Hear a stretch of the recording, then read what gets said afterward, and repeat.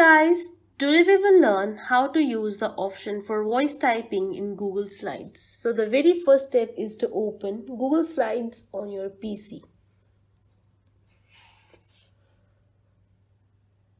Now that you have opened Google Slide, click on the option of blank to create a new slide.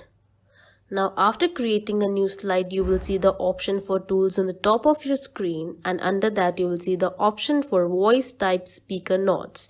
You can also make this happen by simply clicking on Ctrl plus Shift plus S.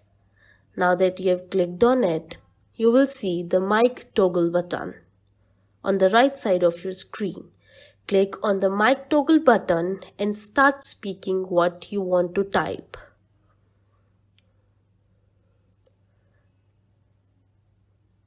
So that is it for today, guys.